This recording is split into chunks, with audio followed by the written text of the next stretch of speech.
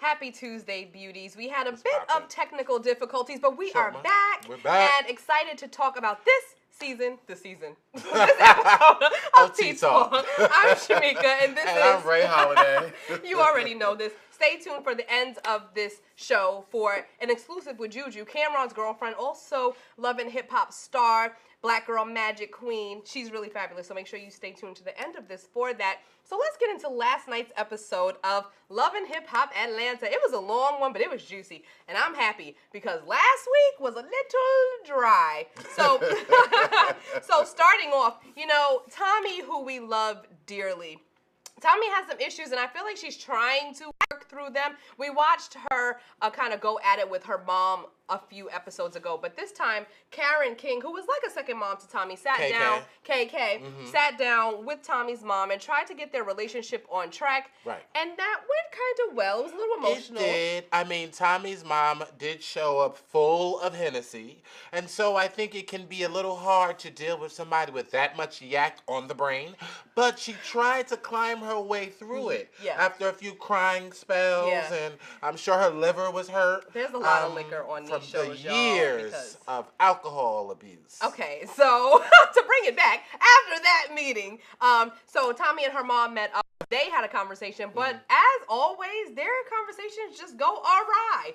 And Tommy wound up being triggered by something that her mother said, and it turned into like a shouting, scream, up in their face session. And it was a bit confusing because I was just like, why can't y'all get it together as mother and daughter? They fight, they make up, they fight, they love hard. I know. Pretty much at the end of the day. But today, interestingly enough, Tommy shaded KK on Instagram. Did you see that? I did. What was that about? I don't understand. I think that there's just so much that goes on into filming and when you're watching it. Now remember, these girls are not A-listers, so it's, I didn't mean it like that. But they don't really, they're not privy to these episodes beforehand. Okay. They are watching these episodes in real time, just like we're watching them in real time. So when people get Phaedra shady, these are things that they don't know until they're actually watching it. Yeah. So I would presume that she watched that episode and was just like, really, KK? But KK was throwing a lot of shots in between, like, because you know how her and her mother are, and you know,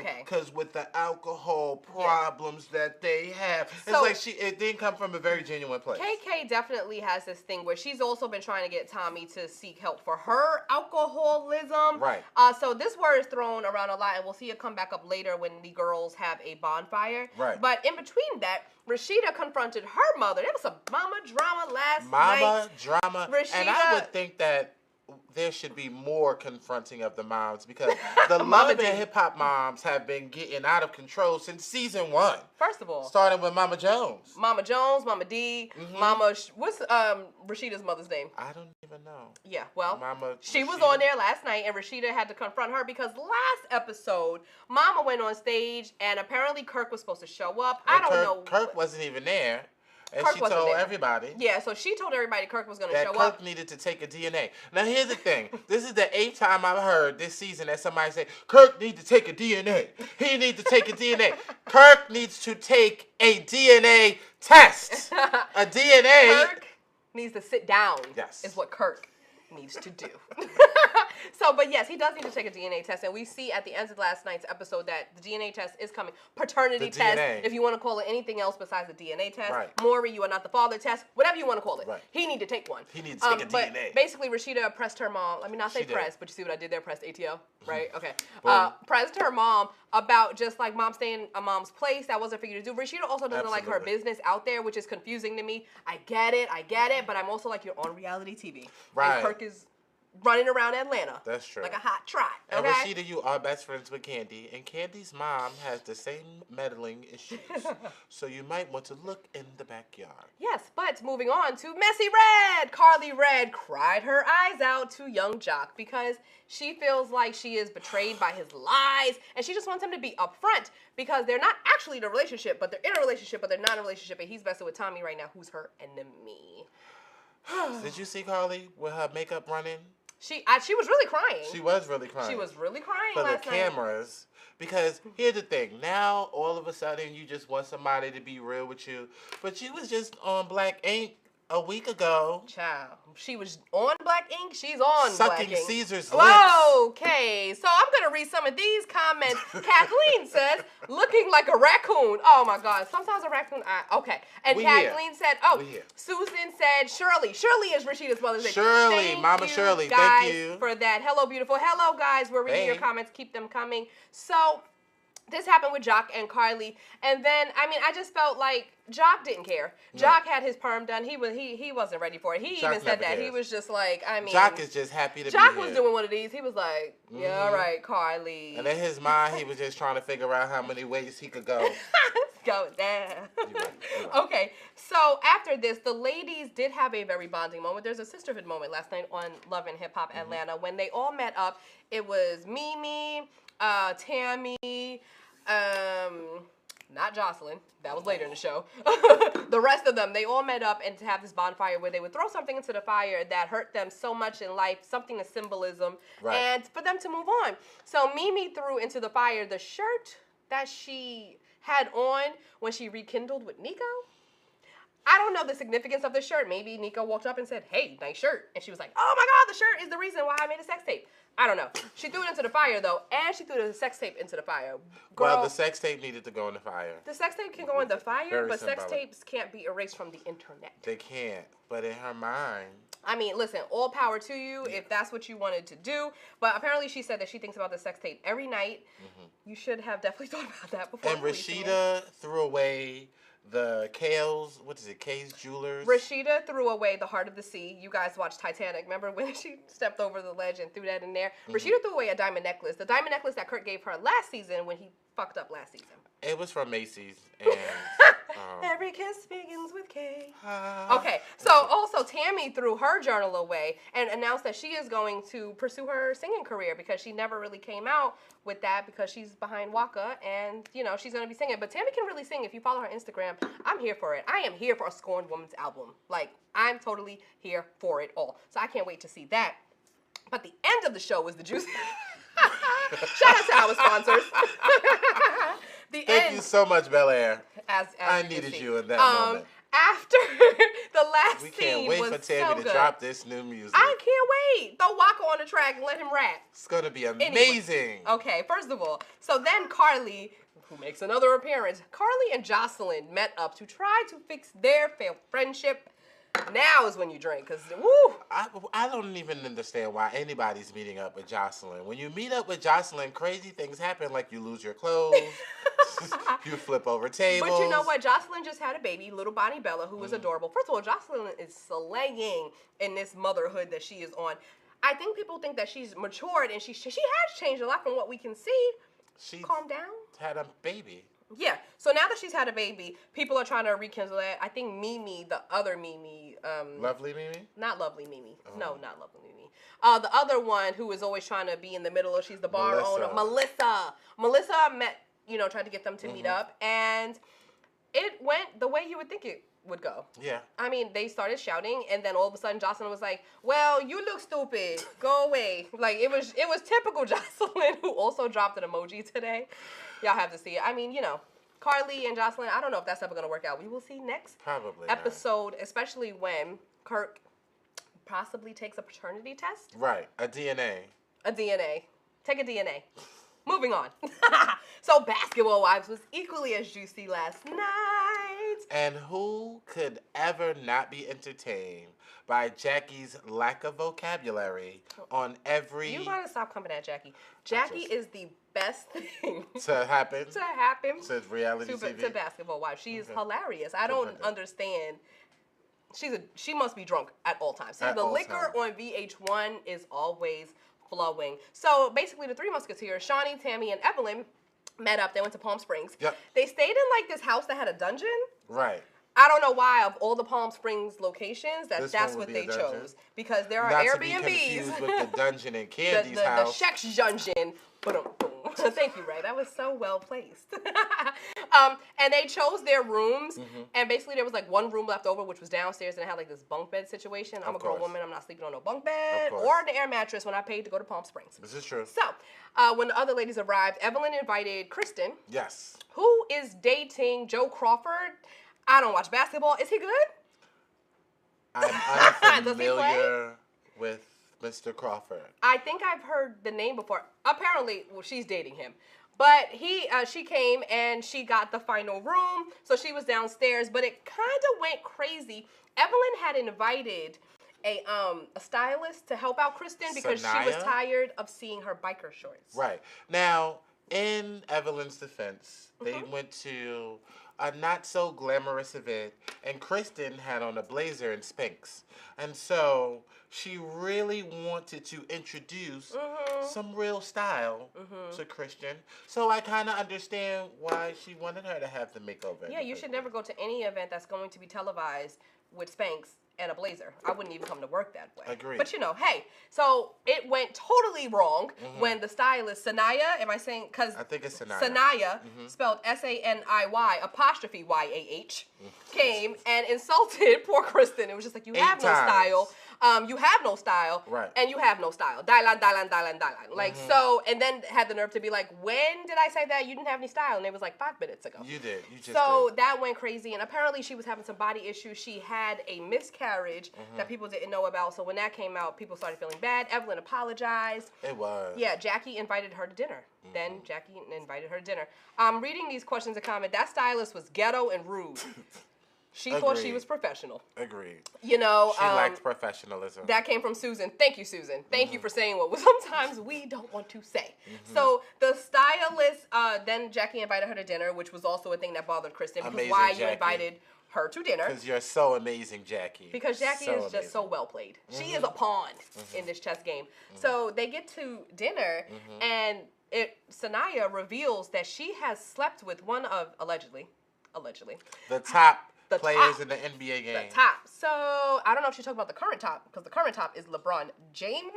Does he have 3 kids? He does have 3 kids. He is married, though. But gossip alleges or reports that it could be Allen Iverson, who is also one of the tops. I don't know. Hey, I got game. So This is the part that I don't participate in. yeah. This gossip is Rumor not my has thing. it. It's just he said, she Rumor said. has it. Also, we did a little digging, and Kristen is apparently the sister of the break baby that Dwayne had. So the break baby person is her sister. So there's a whole lot of messiness going on up in there. But finally, to end off Basketball Wives, Malaysia pulled a fast one. I She love you, did. Malaysia, but I couldn't get with this. And then all of a sudden, so now she goes outside, she goes to the bathroom, and she comes back Yes. with Brandy. Yes. And she's like, look who I brought, guys. And to no response at all. She was swimming for responses. Yeah, she was. It never happened.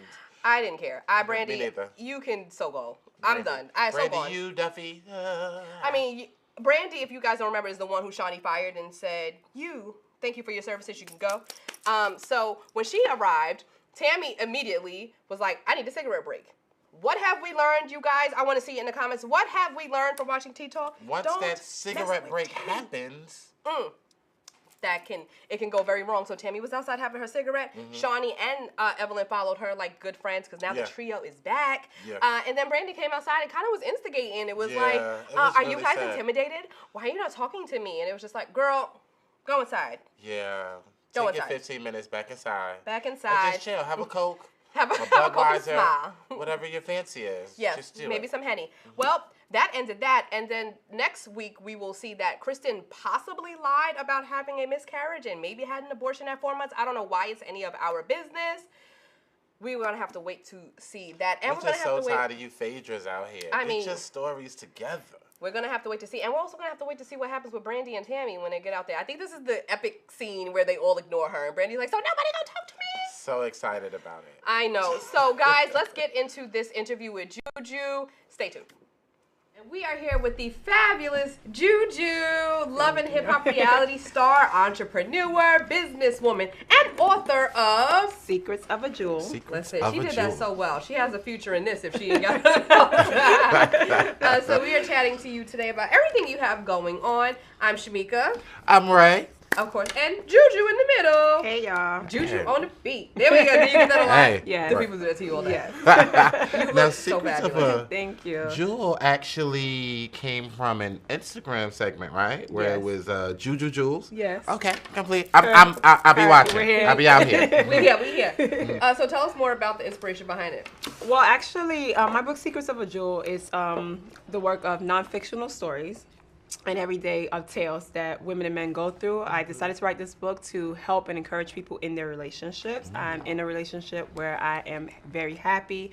Our relationship is fun. We're best friends. So I wanted to share a little bit about that with the world. That's dope. So she's very modest and very humble because she is actually in a relationship with Cameron. Killer Cam, Cam. the Cameron. We talked about this before on the red carpet. I don't know if she remembers, but it's just Cameron is like hip hop icon. So you are in a relationship with him and you are very happy. We watched a little bit of it on Love and Hip Hop. Yeah. And you guys are so romantic. How does someone get Cameron, y'all, to settle down and just be so committed?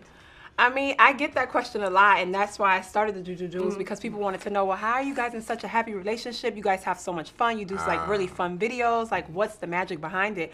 And to be honest, it was just that we were friends first. Like, we were friends for a really long time before we decided to start dating, and we just have chemistry, and he's my best friend. Now, when you're out in these streets, I want to know what type of girlfriend JuJu is. Now, when y'all in the club and they play, oh boy, when they play a Cameron track, we're turning up. I want to know, Hey, what does JuJu do? Do you push people out the way? Is it this is my man? He Y'all just be in a circle. Right. It's set time. Are you giving out dubs or anything? No, we're not giving out dubs, but To Cam. definitely. Oh, of course. We're definitely turning up. Like, if it's Yandy and myself or we're hosting together, something, we like do the whole dance, the hey ma. We like, Oh, wow. Yeah, we go in. We really take it. We go Harlem with it. But yeah, I mean, it's always good. Like, anytime I do a host and they do a dip set on the set. And it's it's good. It makes me feel good. My man he's put his work in, and like he said, he's an icon in this rap industry and movies, and I'm happy to actually have him on my team because he's very supportive of the things that I do. So it's kind of like a good duo, as to have a businessman as your partner and your best friend and everything in a whole. So I know we watch, and you guys on Instagram, he's posting you, you're posting him. Like I love it. They did this really funny like dance video, and it was like ballroom dance in the beginning, and then like was it Back That Ass Up that came on? It was like some loop. It was some loop. And then they started twerking, and it was so good. But like I feel like I don't know where you and Cam met. Like how did y'all start? We met in 2002 in Orlando. I worked in the airport as a screener before TSA was even about, and he had a concert the night before at the House of Blues. When I saw him from a distance, and I have to be honest, I had a crush on him before I even met him. I mean, like just from seeing him on TV. You had a crush on him too? I mean, no. It's okay. I mean, Cam came out here in the pink, and we were like, dudes can wear pink? Trendsetter. Yes, it was a trendsetter. Yeah, so I had a crush on him, and so is Shamika over here did too. So yeah, and so I was basically on this side of the entry of the airport, and he was walking over here. So he said I placed myself because I walked over here. I walked over here because I just wanted to get a closer look, and I'm like, okay, let me see how he looks in person. So I got over there. He walks by, and he's like, oh, hello, my name is Cameron. I'm like, I know who you are. I was like all shy. And he's like, can I have your number? And I'm like, sure. He was like, I think you're beautiful. I'm like, okay. Oh my God. That's Cam's surprise, just straightforward. It was cool. Yeah, he's like, I'm Cameron. I think you're beautiful. Let me have your number. I'm like, here you go.